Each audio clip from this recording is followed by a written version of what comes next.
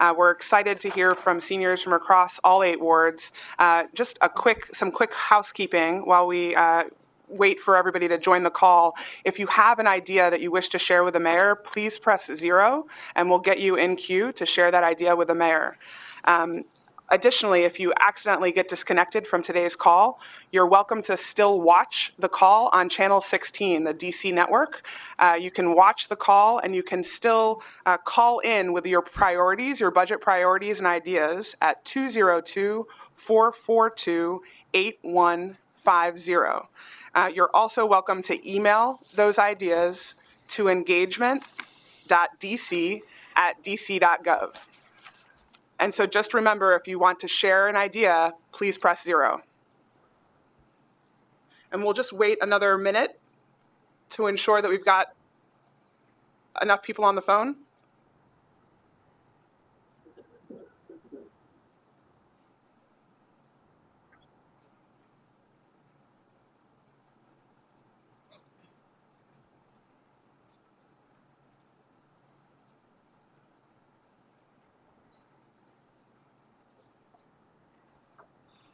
We've got 100 people on the line.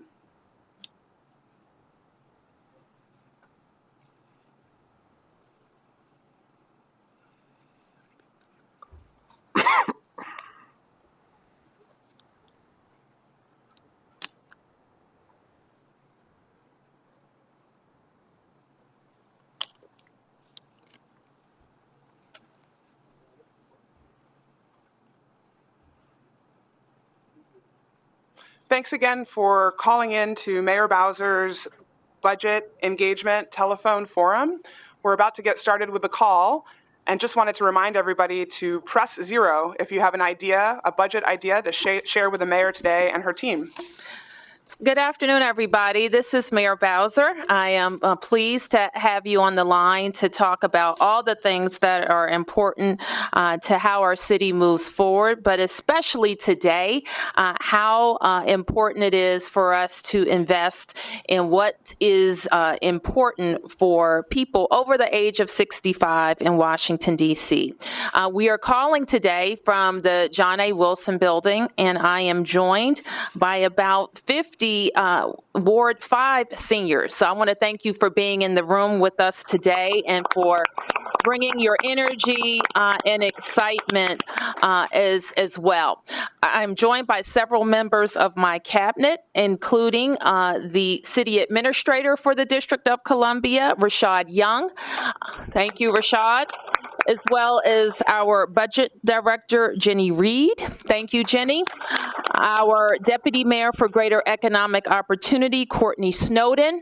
Our deputy mayor and deputy city administrator, Kevin Donahue. Thank you for being here, Kevin. The deputy mayor for health and human services, Hasuk Chung. Thank you, Hasuk.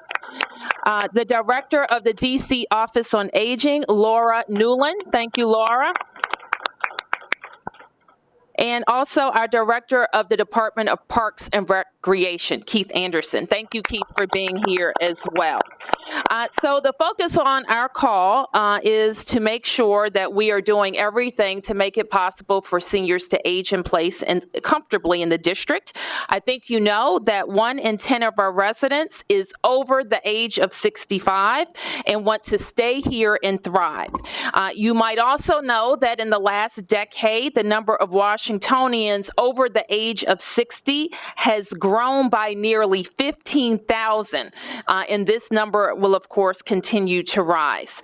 Now, I have a new fact that you may not know, and that is that this year, in fact, probably this quarter, the number of people living in the District of Columbia will reach 700,000 people again. Now, many people in this room, of course, lived in the District of Columbia when there were over 800,000 people. So you know a thing or two that you can teach the rest of us. And we are spending, of course, much of our time making sure that our growth does not diminish our quality of life in the district, especially for DC seniors. So this is the time of year. You've been through this with me now. This is the 4th time that we're starting to to talk about our budget and building our budget. And one hallmark of our administration has been to be more transparent about how budgets are built, the decision making that goes into our budget recommendations to the council, and to engage people across the District of Columbia in many different forums. So this year, the very first budget engagement forum is this one, and we're doing it across the city with people listening in on the phone. The remainder of the budget engagement forums will be tomorrow, the 21st, at the University of the District of Columbia, then Thursday at Watkins Elementary School. Both of those start at 6:30, and the final budget engagement forum will be this Saturday at, is that right? Saturday? That's right. This Saturday at Kramer Middle School. So I hope that you, if you're not able to make all of them are the same, so you don't have to go to all four, but you can tune in to just one. And you can also encourage your friends to attend by going to engagement.dc.gov, engagement.dc.gov. So let me just spend a couple of moments talking about some of our investments over the last 3 years focused on seniors, and then we'll get to your comments and questions. Last year, when we held budget engagement forums, we reflected in our programs what we heard. For example, we expanded our Safe at Home program. You know, the program where you can call the government and ask for assistance with handrails or ramps or chairlifts, the things that would make it easier for you to age in place. So we increased that budget by nearly $5 million, and our team has been able to complete 800 Safe at Home projects in the last 2 years. We have also installed 585 security cameras through our private security camera rebate program. And I hope that each of you will find out about that because it is very important to keep our homes and neighborhoods safe, and it's helpful to our friends at the Metropolitan Police Department. We also expanded our transportation options for seniors, making getting around easier and safer, dedicating $4.1 million to Transport DC for Metro Access customers.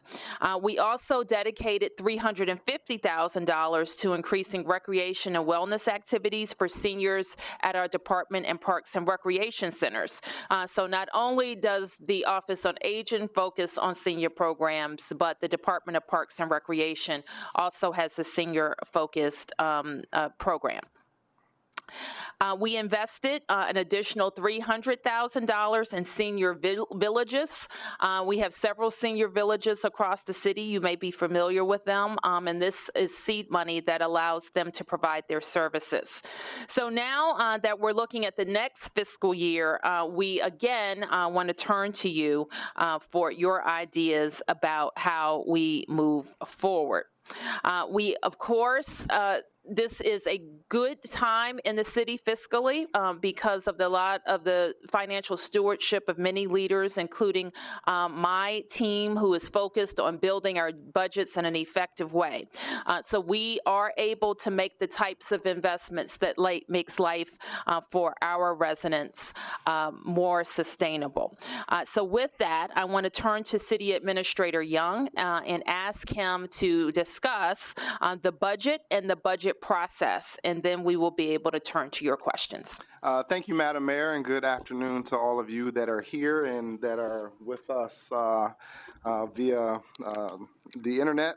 As the mayor said, this is budget season in the district, and so it is really always budget season for us in the district. We just finished closing out fiscal year 17. We are in the midst of fiscal year 18, and we are now in the planning process for fiscal year 19. And so a budget, as the mayor said, is something that we build together, and in her administration, the input that we get from residents really does help shape what we actually and ultimately recommend to the council. So the budget is more than a document. It really speaks to the values that we have as a district district and as a city. And so our plan to move Washington, D.C. forward actually has to involve all of you. I'm just happy to say that we have produced balanced budgets for over 20 years in the District of Columbia, and this will be no different.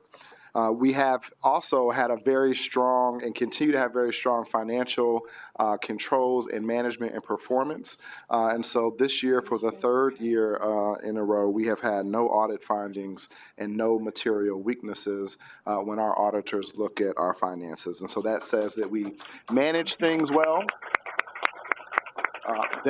That we are good stewards of the people's resources and that we make sure that we spend things appropriately and correctly. So as city administrator, my office with our budget team, which is led by the director here, Jenny Reed, helps to build the mayor's budget and reflects the feedback and priorities that you have. So the economy is strong in DC, and we've been able to invest in a lot of priorities and programs over this administration. Our budget is about $13 billion, and we do a lot of things in the District of Columbia. And I'm going to just talk a little bit about where we spend that money. About 18% is spent on education. It's about $2.4 billion that we spend. About 10% on public safety, which is about $1.3 billion. Jobs and economic opportunity, we spend over $450 million, and that's around 3% of the budget. In housing, we spend over $325 million. Health and Human Services, about $4.6 billion. And that's the largest category of what we spend in DC government, and that represents, the Deputy Mayor for Health and Human Services is very happy about that. That represents about 33% of everything that we spend. And then government operations, we spend about $1.7 billion, and that pays for things like waste collection and snow removal. And then we have other charges and sort of back office that accounts to about another 12%. So over the past few weeks, my team has met with and reviewed every initial proposal from every district agency and their priorities for fiscal year 2019. We take the feedback from today and the 3 budget engagement forums we're going to have the rest of this week to help finalize the mayor's budget. And so we'll be working for the rest of February and through early March in putting that budget together. And the mayor will send her budget to the DC Council on March the 21st.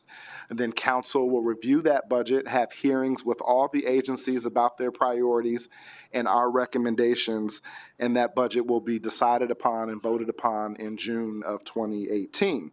And so then on October 1st of 2018, we start for fiscal year 19.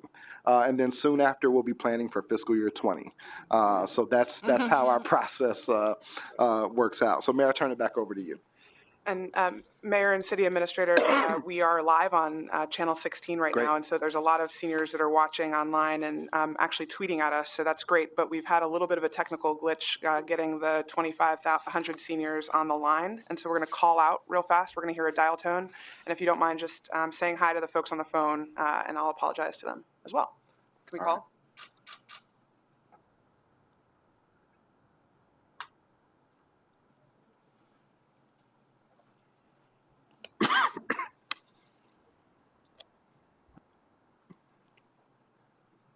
So are we doing that? Should we take any questions that we have here? Yeah, we actually have some great ones. Start with the questions in the room. And there's one right over here. Yes, ma'am.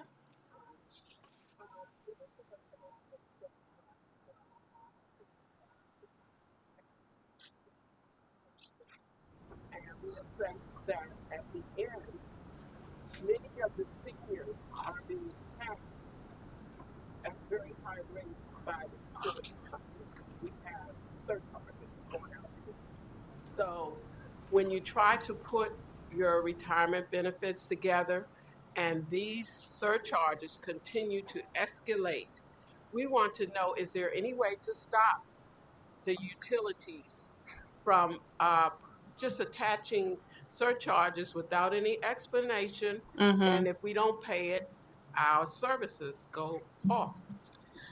Yes, so so the question is about surcharges and utilities, and all of our utilities, most of our utilities, the private ones, are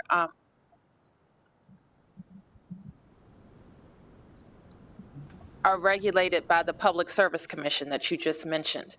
And there are really no fees that can be added. They can be added by statute, but all of the other fees and charges have to be approved by the Public Service Commission. And that's not including taxes. So I'm not exactly sure which surcharge you're referring to, but on electric and gas, for example, they would all have to be approved by the Public Service Commission. Now, where we're getting a lot of questions is on another issue entirely, and that's DC Water, and how the fees related to this, what they call the Clean Rivers charge, which is really a charge imposed on us by the federal government because they sued us and said we have to clean up the rivers. And the way that DC government came up with cleaning up with the rivers was to build these big tunnels that would deal with our combined sewer water overflow system. So the charges that you see on your water bill, we've gotten a lot of calls about that, are related to that. And there are a number of things that are being considered to see how we can mitigate those increasing costs for everybody, but especially for people who are unable to pay. So that's one thing that we're going to ask you to stay tuned about, because we're still developing ideas. Yes, and to age in place, we need to use our resources, our income from retirement for living, but we don't need the continuous of fees and surcharges that keep coming that we have no jurisdiction over. Right. They usually are put on after OPC, not OPC, but Office of what is it? The Public Service Commission. However, we have no jurisdiction over that, and if that continues, you really make people decide to leave and try to find housing elsewhere around the county. I got it. Thank you for that one. Well, thank you, Mayor. We're now on the line with over 850 seniors from around the city, as well as all the wellness centers. So we apologize for the technical error earlier, but we're now live for Mayor Bowser's Budget Engagement Telephone Forum. And we're so excited to be joined by so many people. And so we'll just quickly recap the introductory openings that the mayor and the city administrator presented, and we're excited to hear your ideas.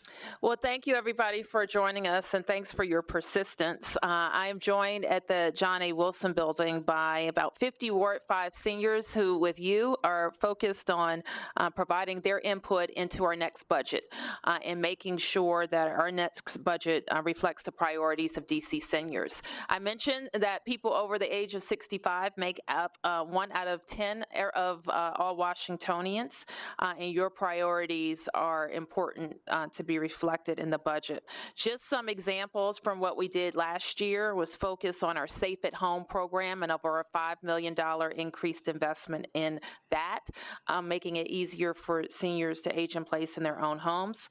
We've installed over 9,000 security cameras through our private security program that also makes it safer for seniors to be at home.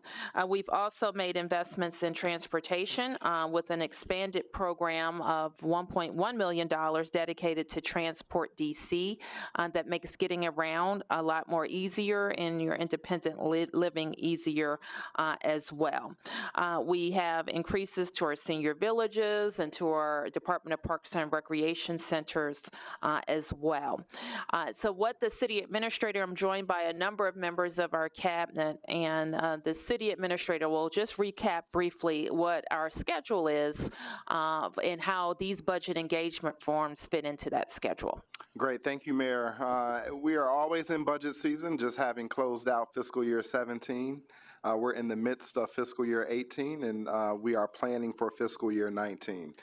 This mayor in each budget year has asked for the community to give input to help shape our priorities, because we know that the budget is a reflection of our values, and we want to hear from residents about what they think we ought to be focused on and prioritizing. And so now is the perfect time to get that input from all of you about what it is that we should be focused on.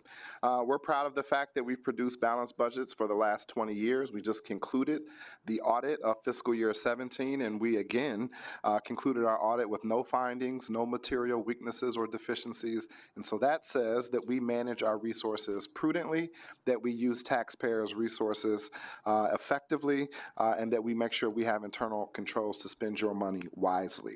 My office is charged with working to develop the mayor's budget according to her priorities and the feedback that we get from all of you. That's led by the budget director, Jenny Reed, who is to my right, who works in our office to help guide that process as well. We spend a lot of money in DC, $13 billion in resources, and we spend those in a variety of areas. In education, we invest $2.4 billion. In public safety, about $1.3 billion. In jobs and economic opportunity, $453 million. Housing, $325 million. Health and Human Services, $4.6 billion. And government operations, about $1.7 billion. So we'll spend the rest of this month working through those budget recommendations. My team has met with and reviewed all of the budgets from all district agencies, and we use the feedback from this session and the next 3 that we will have out in the community Wednesday, Thursday, and Saturday to help the mayor guide the formulation of our budget. That budget will be submitted to council on March the 21st. The council will go through a series of hearings and discussions about the mayor's recommended budget, and then we'll vote on a final budget in June. And then that budget becomes effective October the 1st of 2018. Mayor. Thank you, CA. Great. Mayor, we have about 870 folks on the phone right now, and if I just want to remind them all, if they have a priority, a budget priority or a budget idea to share with Mayor Bowser and her team today, please press 0 to queue up. We have one idea, one question for Mayor Bowser and the team from Congress Heights. They're asking, what are you thinking about doing in terms of investing in affordable housing for seniors in next year's budget? Sure. So let me just talk a little bit about our affordable housing commitment. How many people have heard me say that we invest $100 million every year in affordable housing? Good. I'm glad you heard that. Now, let me tell you what that means. What it means is that when I became mayor, we were spending about $50 million out of the Housing Production Trust Fund, and we all recognized that it simply was not enough. So we pledged then to double our commitment to the Housing Production Trust Fund. In each of my 3 budgets, we have invested $100 million in that fund, and we're going to do it again this year. What it means is that the government is a partner with the private sector in building units that are below market rate. So if you see a development going up in your neighborhood or you pass one on the street and we're involved with our Housing Production Trust Fund, what it is that we've invested a certain number of $1 million so that a portion of those units are not the standard market rate, what everybody pays, but it's below that. So we basically bought down the cost of those units. So in the last 3 years, we have been able to buy down the cost of 5,000 units. What we think that our systems have become so much more efficient that in the next 4 years, we will actually be able to produce 10,000 of those units. So everything involved in our affordable housing plan is kind of centered and starts with how do we produce more units. We also have a focus on preserving the affordable units that we have. For many people, the units that they live in right now, your house, your apartment where you live right now, is affordable for you. And you want to keep it that way. And one way to keep it that way is to make sure you can get around it safely. And that's why we made the investments in Safe at Home. To the question we just got earlier, it's also more affordable for you if your transportation costs and utility costs can be lower. That's why we make the investments in Transport DC, and why we've also invested in solar for all. So you may actually get your electricity payments down by investing in solar, and that's been important. Food costs are also a portion of what your commitments are, and your housing affordability increases when your cost for food has gone down, and that's why we stay focused on having different food and nutrition programs throughout the city that you can stay focused on.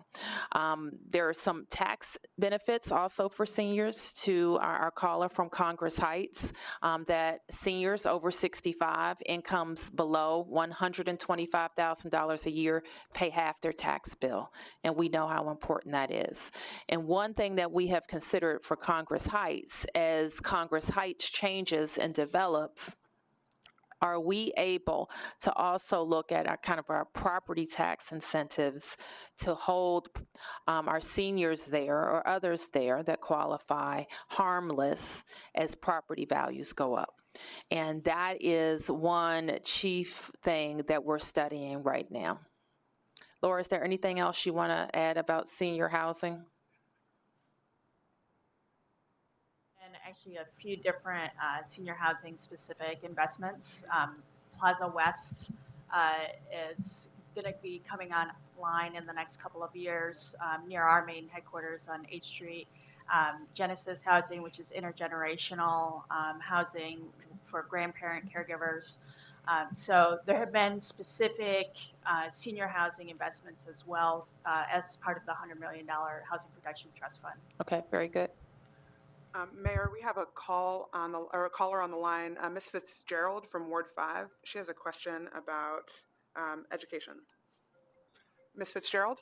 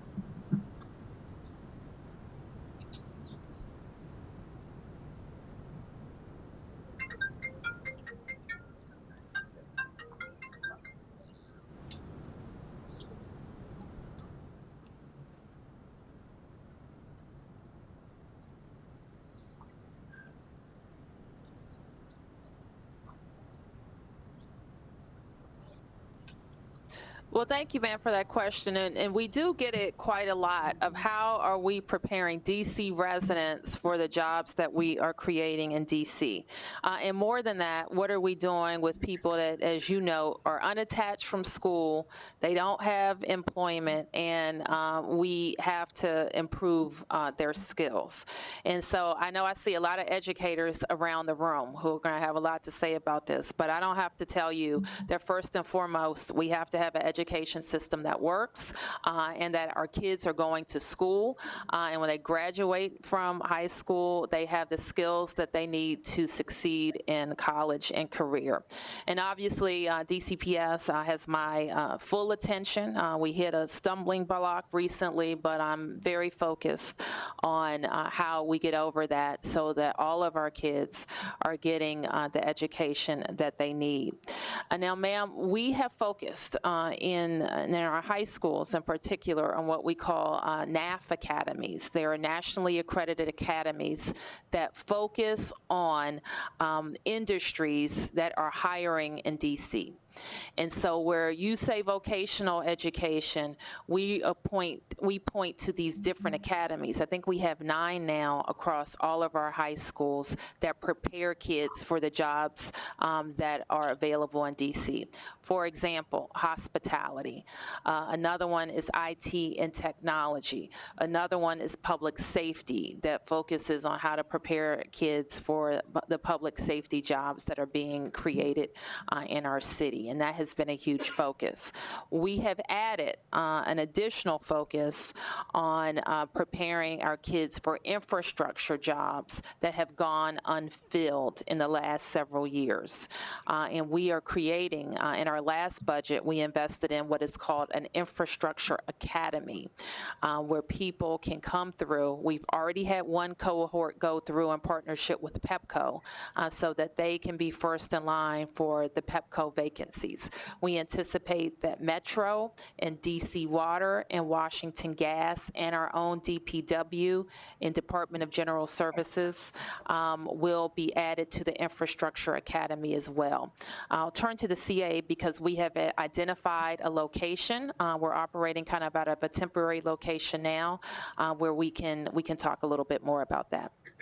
Thank you, Mayor. So we did launch the Infrastructure Academy last year. We're in a location at Wilkinson School, which is in Ward 8, and we renovated that building to accommodate the Infrastructure Academy to focus on those industries that the mayor talked about. And so we've got relationships and partnerships and commitments from private sector companies like PEPCO, like Washington Gas, like Metro, like WMATA, that will help us design curriculum and train individuals for jobs that are going unfilled today, and for which those entities know they need a ready, able, skilled workforce to work in.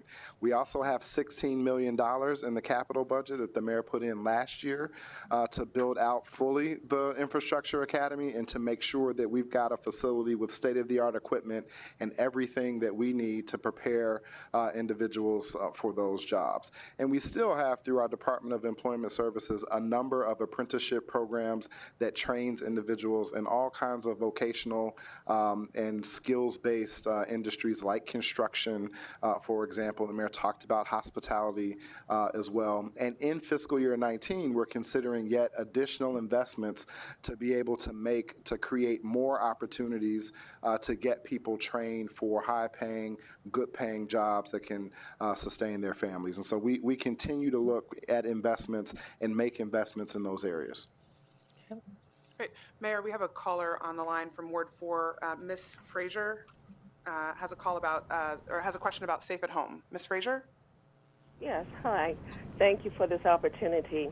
I wanted to address the program Safe at Home, which I think is a great program, but a lot of seniors are over income for the program to participate, and I was wondering if there could be a way that either a sliding fee scale or some type of discount so that people could still participate in that program because the need is still there for those services.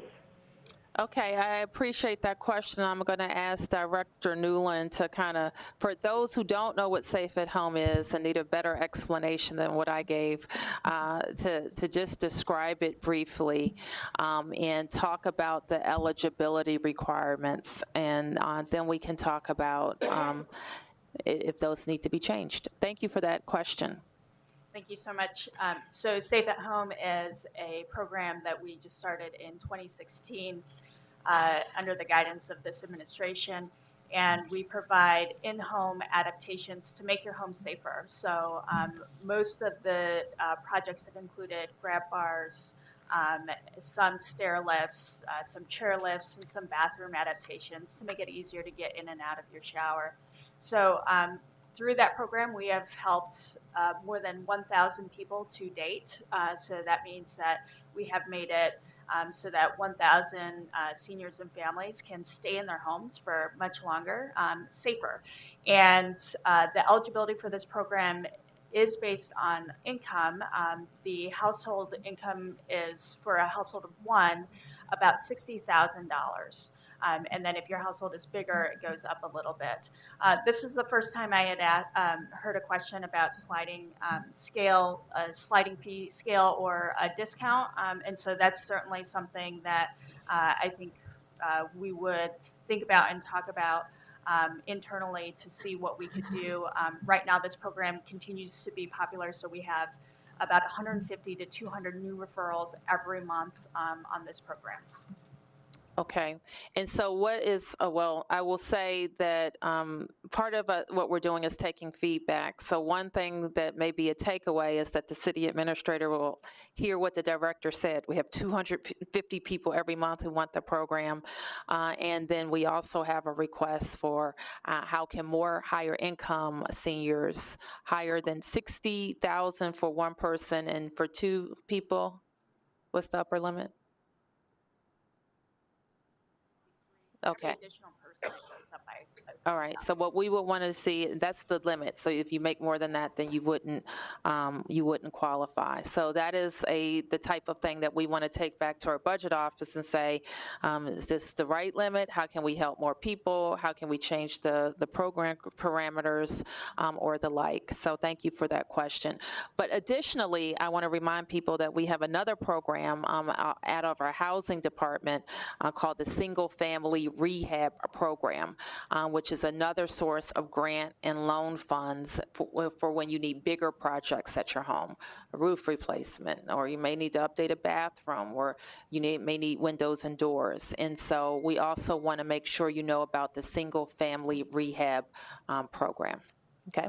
Mayor, the seniors that are sitting in Congress Heights right now and the seniors in Hillcrest are both talking about the same thing. Ms. Hunter from Ward 8 said, can money be put in the budget for seniors to participate in activities involved in like performing arts due to the influx of younger, more mobile seniors? And in Hillcrest, Ms. Mason asked, can more money be allocated for senior wellness center renovations and programming specifically for health and wellness programming as they're more active and interactive seniors these days? Oh, good. I love that question. Some people will remember that I was a council member. I was a council member, and part of our efforts on another initiative were to get some private dollars into senior wellness programs, and we were able to partner with the YWCA to have the Senior Fit and Well program. So in partnership with Aging and with Parks and Rec, these facilitators of programs came to all of our wellness centers, and so it was a big hit. And so we're very interested in making sure that sometimes we need to augment our own staff, and I know that Keith and Laura both figure out ways how we can work with partner organizations to bring in talent. Sometimes it's around arts or music or physical fitness or nutrition and cooking, all of those different things we have the opportunity to bring partner organizations into. So let me have you for a second, Laura, talk about what has been our program around the wellness centers, the improvements that have been requested, the things that we've been able to do, and what we can expect moving forward. So the 6 wellness centers across the city have been allocated by this administration $4 million. Can we get Laura's mic up a little bit so everybody can hear? Is that better? That's better. There you go. So $4 million in capital funds have been allocated to the 6 senior wellness centers across the city for some accessibility improvements as well as some refreshers. And so at every wellness center, the participants have been able to vote on their color schemes for paint, for tile, and carpet. As appropriate for every center. So in this fiscal year, each center should start seeing some of those improvements, and if they're not completed this fiscal year, they will continue into fiscal year 2019. We are working with every single center individually. They work with their participants on bringing the programming that they want into their centers. So every center has a distinct personality, as many of you know, and every center has kind of different asks for what it is that they're looking for in programming. So we try to match that. Here in Ward 5, as you all might know, Ward 5 Model Cities is kind of famous for their MC Steppers program, and so they do a lot around dance and performance, and they also host the Miss Senior DC and do the Cameo Club. So that's distinctive to Model Cities, and every ward actually has a distinctive programming bent to it.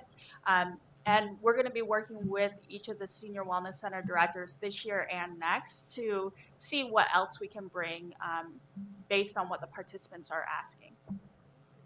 Thank you. Mayor, we have a former senior Mrs. DC on the line, Ms. Johnson, and she has a question about public safety. Ms. Johnson, you're on with Good Mayor. after, Good afternoon. This is Frances Curtis Johnson, and I am the present Miss Sorry. Senior Sorry. District of Columbia for 2017. Not the former. I apologize, Ms. Johnson.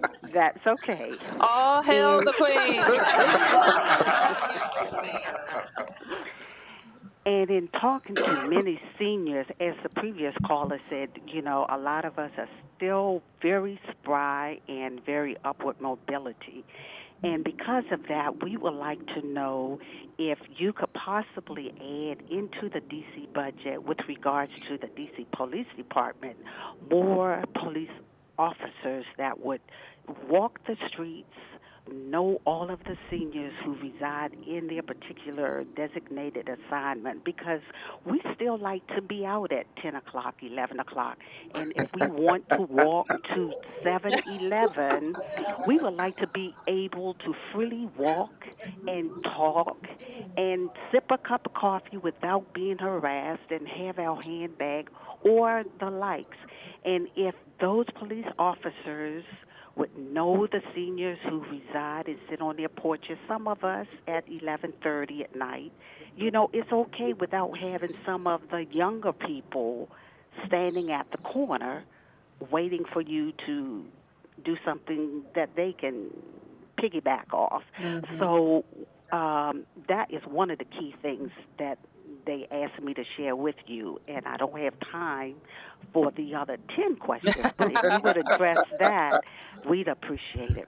Well, thank you, ma'am, for that question. And safety is, I think, a huge thing for everybody around the table, and for those of us who love you. I spent a lot of time worrying to make sure my parents are safe, and that includes how they come and go, their transportation, cleaning up the snow after it comes down, making sure that they are able to get to their activities. And I know that's on your mind too. And so the last thing that any of us wants is to feel like going around your own block or going to your stores that you're scared that somebody might try to harm you. So I think that's really my first job as mayor, is to make sure that we have a safe city.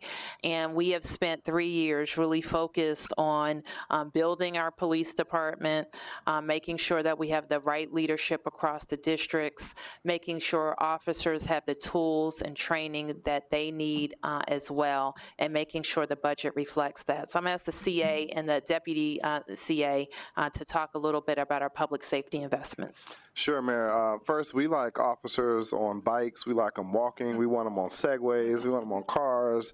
And so really it is the agency's mission to have our officers as visible as they possibly can. And so in our budget, we make sure that we've got funding for all of the officers that we can possibly recruit. We had worked with the police department, and the mayor worked with the council to allow for senior police officers, and so we had retained officers who would be otherwise eligible to retire, so that we can slow down the exit of retirement for our officers.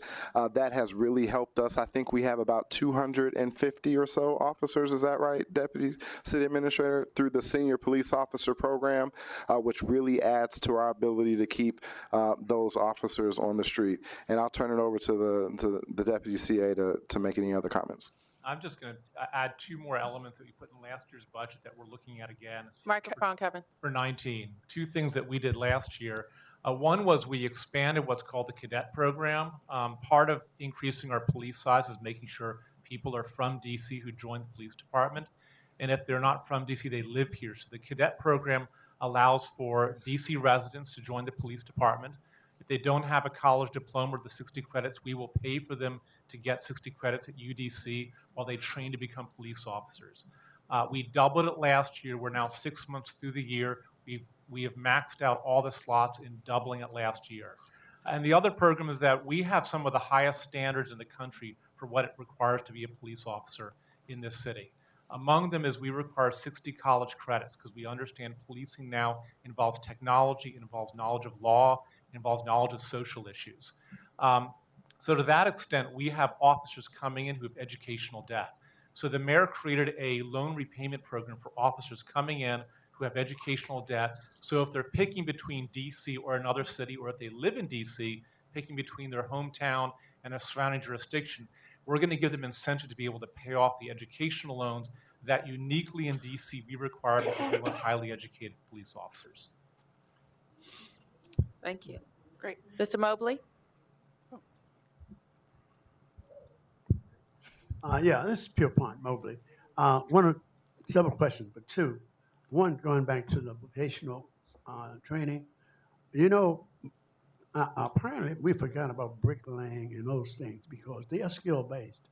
And what has happened in the 8 vocational schools we had 30 years ago, they are all completely gone. You named about 3 programs, which is great. But our young men on the corner need to know something with their hands. Woodwork, see, those things still work. Computers didn't take those away. We still need the basic. I'm serious. We need the basic.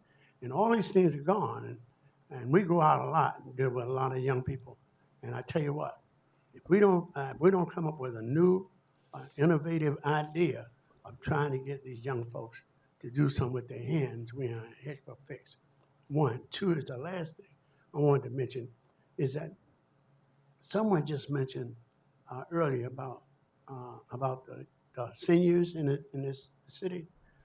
I would love to have the same type of initiative, be it focused on the young people that's coming in the city, because there's a subliminal message about, I don't care how long you've been here, this is the way we're doing things.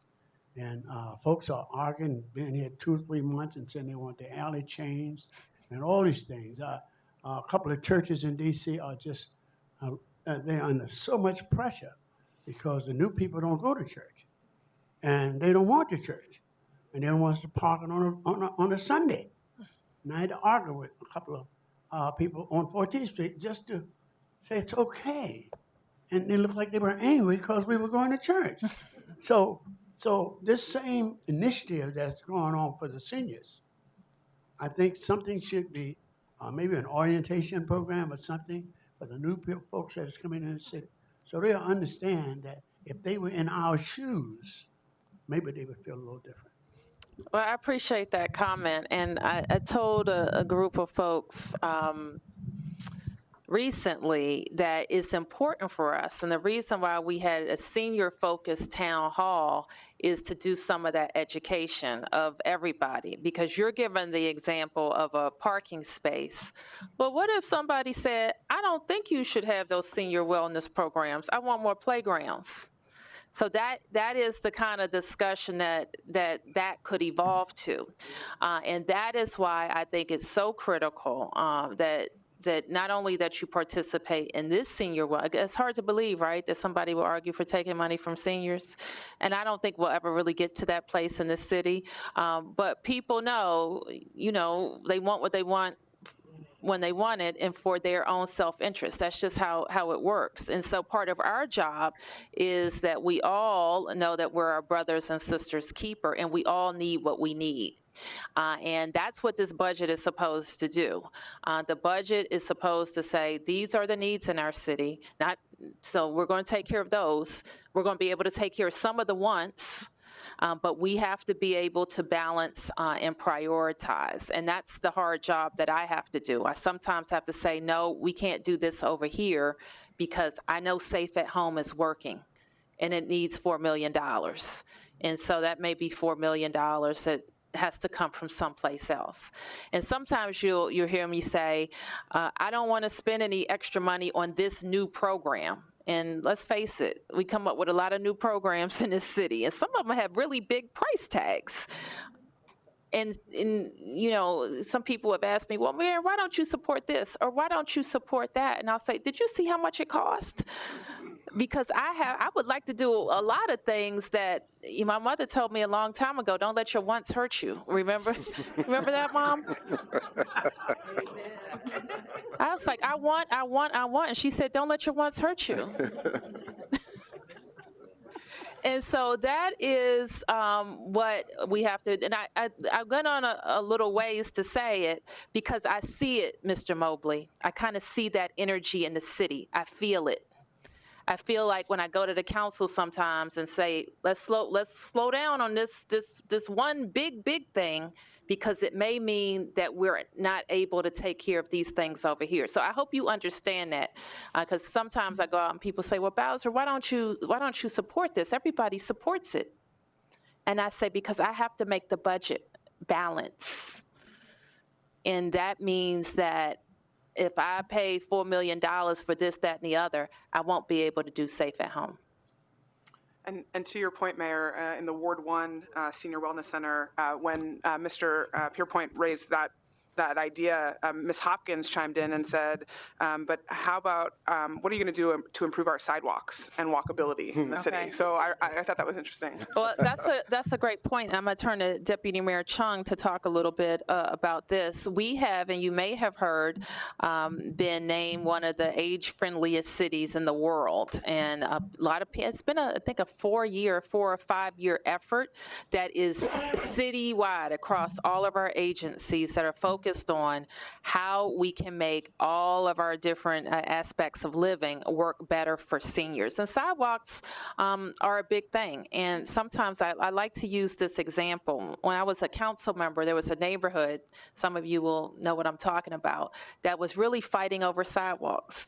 Like literally, one side of the street wanted new sidewalks, the other side of the street didn't want any sidewalks at all. They wanted things to stay exactly the same. And I remember one of the proponents for no new sidewalks, she was very adamant that no new sidewalks be installed. Then something changed in her life. Her husband needed to then use a walker or a wheelchair or get picked up by Metro Access. And she realized how hard it was to navigate their street with no sidewalks safely for him. So that's just an example that kind of brings it home to me that sometimes, like, you may, I hear this from, I'm not picking on senior citizens, but I hear this sometimes. Well, we don't need any new sidewalks. I raised all my kids with no sidewalks. And so now you're not interested in them, right? Have you said that? And so when we sit in these chairs, what I try to remind everybody is that none of us are really making decisions just for us.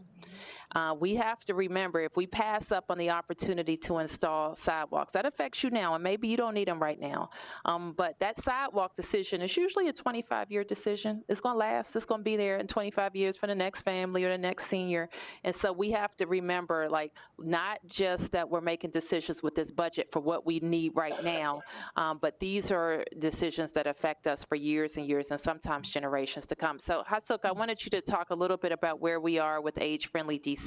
That's great. Thank you so much, Mayor. And as the Mayor mentioned, we were honored by the World Health Organization as one of the designees of age-friendly city.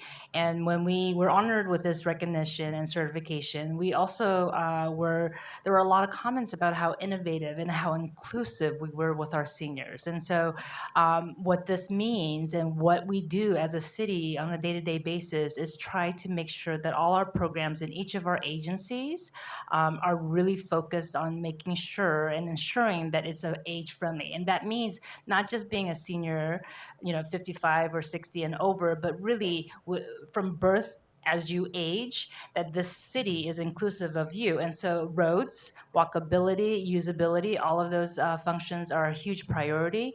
And as Ms. Thompson would tell you, it's so great to see some of you who have served on the age-friendly task force. So we just completed our first year, or 5 years, and we are now embarking on the next 5 years. And so this includes really huge principles that we try to embark all of our agencies. So as Keith Anderson would tell you and Dr. Newland would tell you, even though their agencies have huge missions and programmatic decisions that they're making, the age-friendly coalition and task force really imparts on them the principles that we hold true for all of our seniors. And so we really look forward to working with all of you. Many of you serve on work groups and holding us accountable to work on the next 5 years.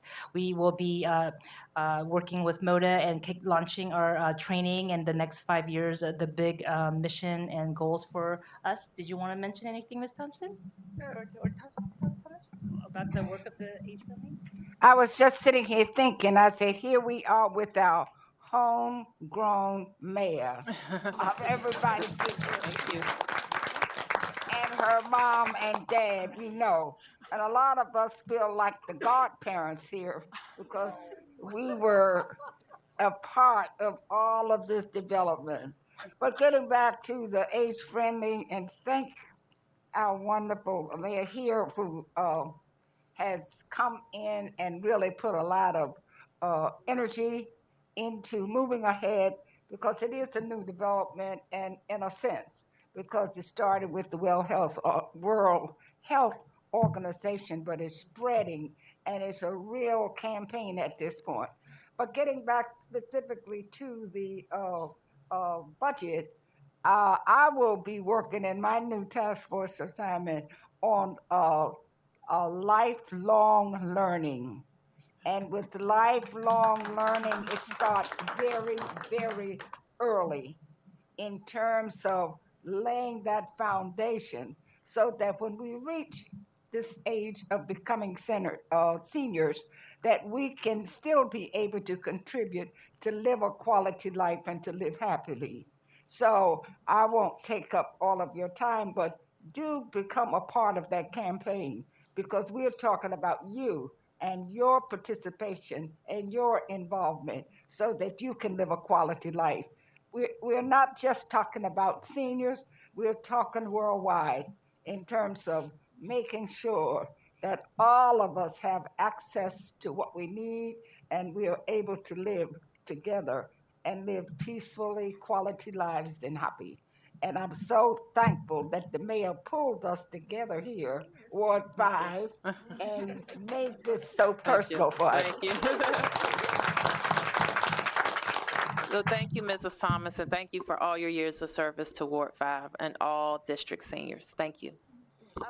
Mayor, we have another question from Ward 8, the Congress Heights Wellness Center. They're they have a lot of questions. And so Ms. Summers says, is there a plan for, in the budget to address Trump administration cuts? What are we going to do about cuts to energy assistance and other programs that benefit DC residents? Okay, let me turn directly to the city administrator because we have done early on in the Trump administration an analysis of what we thought the threats to us were. And we found some additional threats in his recent budget. So I'll ask the CA to address that. Sure. Thank you, Mayor. So one thing that we think about or look at when we look at the president's budget is that it really is the starting point for the conversation about the federal budget. So what the president proposed usually is not what exactly happens in the federal space and what the budget is. Nonetheless, we take his blueprint seriously because we know that he's going to be advocating for those things in Congress. And when we look at the president's budget, we know that his budget really cuts dramatically many of the safety net programs, many of the programs that really impact urban cities and the folk and people in urban cities. And our last look at his budget, there was nearly 100 government positions or more that would have been impacted if all of his cuts took place that we would lose the funding for. Very important programs like the Community Development Block Grant Program, which invests in our communities and neighborhoods and housing and economic development would be cut. Our LIHEAP program would be cut, and so we put local money into helping people pay their utility bills. If their utilities get cut off, we usually get a grant also from the federal government that would would also be eliminated. He would reduce the money that we have available to help our poorest citizens with work and with cash assistance. And so as we look at our fiscal year 19 budget, we don't have the resources to invest in everything he might possibly do. But what we do is look very closely on what the Congress says about his budget and where they're likely to have some agreement and pursue some of his ideas, and we're monitoring that very closely. And so we'll do everything that we can to make sure that the services our residents need, whether it's energy assistance, whether it's investing in neighborhoods for economic development or housing, whether it's providing workforce training or a cash assistance to our low-income residents or homeless people, that we'll try to make up as much of that as possible. But we really don't know exactly what impact his budget will have because we don't know what the Congress will do with it. Okay. So let me just add to that, when our congressman, and I called her when I knew that he was proposing some cuts to all of these programs, and she said, when that budget gets here, we're just going to tear it up and start all over. That's what she said. So that is, now, coming from one executive, I don't like to hear that. But what she said, you should know that the Congress gets these budgets and they massage them, and they put different priorities on them. So it's troubling that the president would have that as a starting point, but that's what it is. It's a starting point. So we're going to keep working with Congresswoman Norton and all of you to make sure that all these critical priorities, you heard the CA, these are real bottom line issues for DC residents, and we want to make sure that when the Congress is finished with the budget, that they're included. There is another program that's big for DC families called DC TAG, and the president has proposed zeroing that program out. The Congresswoman is confident that she can have it restored at the Congress. The Congress created TAG and has been a big proponent for DC TAG, and she thinks that she can continue to make that happen for us. Mayor, I just want to remind all the audience participants today to press 0 if you have a budget priority to share with the mayor and her team. And if not today, but you think of one tomorrow, please make sure that you keep in touch with us and send us an email at engagement.dc@dc.gov. That's engagement.dc@dc.gov, or call us at 202-442-8150. Yep. Go ahead. First of all, let me say I'm so proud of you. I've been Thank you. watching you since about the age of 8. In fact, Joe Bowser was my ANC. Your father was my ANC commissioner in Fort Lincoln Right. when I first moved there. I have two concerns, and not necessarily related to the budget. One, Fort Lincoln is home to the largest population of seniors living in apartment buildings anywhere in the city. In fact, it has the highest number of Democrats in Ward 5. I'm seeing a lot of seniors evicted out of the senior buildings at a very alarming rate. And we have someone over there that was very known to this whole city, lived there for 20 years, and was evicted about 5 months ago. And I would just like for the Office on Aging, we have about 18 or 20 some public housing, private buildings, if we could find a way where they get that notice, the first notice behind in rent, that the Office on Aging can be made aware so we can do some interventions, because we got folks in there that mental illness, living alone, and every time I walk up and down Bladensburg Road, I see all of this furniture sitting out, and they getting put out, and HUD is paying 30% of their income for rent. So we need to take a look at that. I mean, to stop the hemorrhaging of those seniors being put out. My second concern is, everybody knows I've been doing senior GOTV since Walter Washington. It's time for Bob King to retire. I'd like to see early voting and Fort Lincoln have a pilot project where we put the machines in the buildings and allow the seniors to come down to vote. I'm struggling for them to get on the bus anymore, even though you got good candidates. We're seeing in some of our wards that the vote is way down in terms of 4, 5, 7, and 8. And I think the way that we can, it's hard for me to say this because I get a contract. to do GOTVs. But now I think it's more important to leave that contract alone and invest in folks having the right to come down and vote. And I just think that to come down, get on the elevator, come downstairs and vote, the absentee ballots, voters registration, I think that would be a great opportunity to increase the number of people, seniors who are 1 in 5, as you say, Madam Mayor, to give them everybody an opportunity to vote. Okay, I think that's an excellent idea, fantastic idea. So let me chew on how we can do that. There have been some changes to the voting laws recently. I think the council passed automatic voter registration, for example.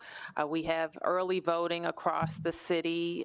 We have a no, what do they call it? No excuse or no absentee voting. So you can request an absentee ballot and vote right at home and put it in the mail. So there are a number of different things that we can do, but you make a good recommendation. If we know we have a high senior population, maybe that could be an early vote site, an additional early vote site in Ward 5. And we will share how the Board of Elections makes those decisions. So right now we'll be focused on the next one, 2020. They've already set all of the parameters for the upcoming 2018. Yes, sir.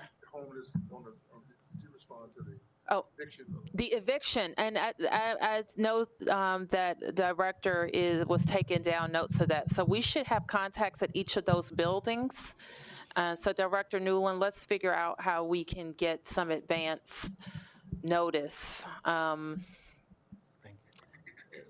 trying to think of the best way off the top, because sometimes management, they won't share all of that information. So let's figure out how we can get to that information. Okay. Yes, Madam Mayor, and thank you very much for having this forum. My question is, in the budget that's coming up, or foreseeable budgets, is there money allocated to reopening of Shaw Middle School? Because I think it's very needed with the overcrowding that's over at Deal. You're bringing a lot of students out of the community to go to another school. So if that's a plan in the future, and also for DPR, the situation at Harry Thomas Rec. I know other recs in the city need to be rebuilt and things. Right now, we have a rec there that's Harry Thomas Senior Rec that is really not functioning on the inside. There is nothing going on there that hasn't been there for a number of years. And we really need something done there, whether it's enclose the pool or put a gym in there because there's nothing really going on there. Let me ask the director to comment on Harry Thomas Rec. Director Anderson. Right, and thank you for your comments. And Harry Thomas Recreation Center is something that I've been focused on. We do have an outdoor pool, which is well attended during the summertime. And the playground there was actually voted the second best playground in America. And so that was a very big accomplishment for the Bowser administration. But inside, I understand the functionality of the building doesn't allow for a lot of programming. So I work with the team at Harry Thomas Rec. The rec manager there is Zakia Brown on perhaps reconfiguring that space to be more functional for programming that for not only youngsters but our seniors as well. Also, maybe down the road, to plant the money in preceding budgets to enclose the pool and put a gym in there, because you look at that Eckington, Noma area, it is really growing, and the city has already invested $50 million in the Noma as it is. So can we just see that down the road being established? And my last question or comment is, we talk about jobs and getting vocational education back in schools, which is very important, to be part of the curriculum of the school, because we've got a lot of STEM schools or STEM programming, but we don't have, as a part of the curriculum, the bricklaying, the electricians, and that type is part of the curriculum of that school. Once they get out, it's a totally different ballgame so for our young people. So something that's already built into the curriculum. And with the advent of, I found this out recently, that we're talking about jobs for DC residents. We're going to train our young people to be jobs in DC residents. But when you have a new development coming to the city, if they're not taking any city funds, they don't have to participate in First Source. That takes away, again, the opportunity for our young people and our people of the city to get a job in this upcoming construction. So if we, number one, don't have the trade in the schools, of building our young people in the trade, and number two, they're being wiped out because the developer's not taking in city funds, so we don't have to participate in first source. We bring in our own people and we build it the way we want. So, those questions, I think, to me, is a concern for us, even as seniors, that we've got grandchildren and we got children who grew up in the city, who want to stay in the city, but we're finding out that the children that are being educated in most of our DC public schools aren't going to be the future residents of DC. And we've got to want them to be here.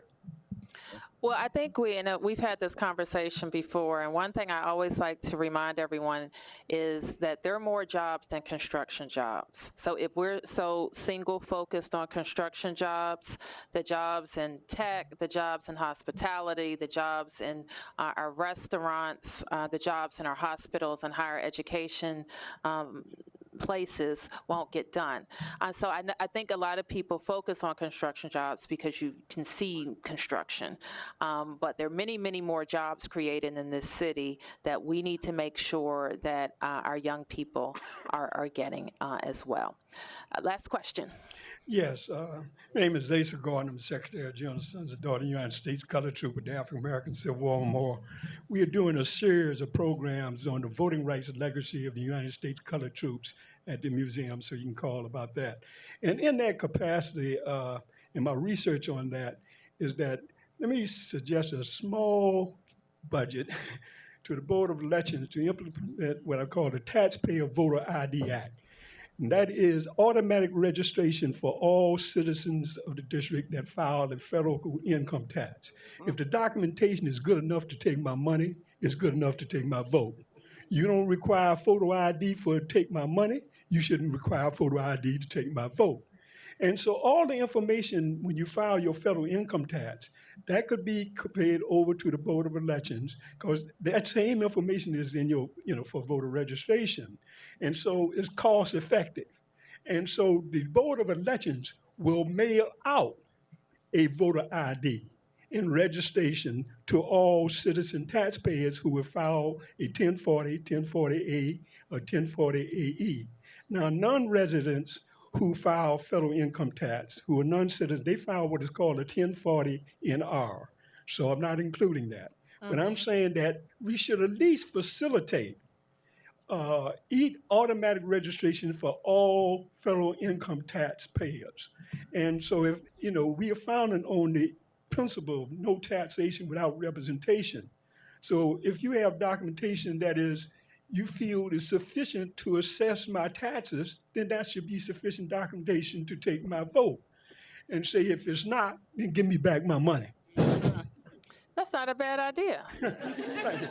And in the District of Columbia, once we implement this, then we will make, it will be in the forefront of putting this out as a national taxpayer voting ID Act that throughout the country, all federal income taxpayers should be easily facilitated and rewarded by being registered to vote. Sure. I'm not sure if we have the update of what the recent change to the law is about automatic voting registration. I'm not familiar with all of the new aspects of it, but voting is getting easier in the district, and we all agree with you that it should be easy. You can already do it at register at the DMV, which is helpful. And we talked about having more early voting sites, which I think is also an idea.